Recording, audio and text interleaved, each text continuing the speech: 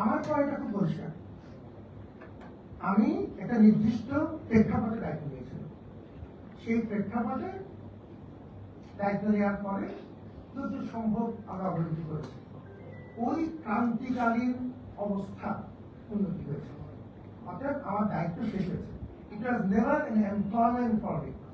The position of vice chancellorship was never an employment for me.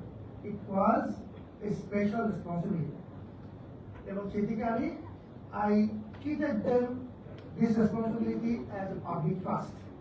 সেই দায়িত্বটুকু আমার মনে হয়েছে যে যেহেতু ক্রান্তিকালীন অবস্থা এখন আর নেই, পরিস্থিতি ভালো হয়েছে, আমি আমার দায়িত্ব শেষ করে আমার যে মূল কাজ শিক্ষকতা ফেরত যেতে চাই। আর আমি আমার বুড়া হয়েছি, আমার ডিসকভার করেছে। পড়বো না কারোর প্রলোভনে, ভোট দিব নিজের ডিসিশনে। ক্লিয়ার আপ হাতে হয়ে যাও ফুরফুরে ভোটার। যে আমি রাজনৈতিক দলগুলোর কাছ থেকে সহযোগিতা দিয়েছি, তা না বললে তাদের প্রতি অভিযোগ হবে। আমি বিশ্ববিদ্যালয়ের সাথে বিএনপি প্রধানের কাছে গিয়েছি, জামাতের প্রধানের কাছে গিয়েছি, এনসিপি প্রধানের সাথে কথা বলেছি। তারা প্রত্যেকে আমাকে অসাধারণ সম্মান জানিয়েছে, অসাধারণ সম্মান করেছে প্রত্যেকবার। তারা খুব ভালো মতোই জানে যে আমি রাজনীতি মানুষ না, কিন্তু তারা আমার সম্মান দেখিয়েছে।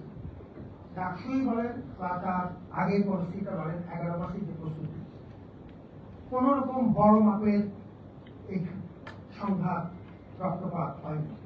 কারণ আমাদের রাজনৈতিক সংগঠনগুলো এবং ছাত্র সংগঠনগুলো মোটামুটি ভাবে একটা পরিণতি বোধ বুঝিয়ে রেখেছে এবং সহনশীলতা দেখিয়েছে। এটি আমার প্রতি তাদের একটি বড় উপহার এবং আমি তাদের প্রতি গভীরভাবে কৃতজ্ঞ। আমি এই কথাটা বলে শেষ করতে চাচ্ছিলাম যে বহু মানুষের অবদান আছে আমাদের এই কঠিন সময়ে।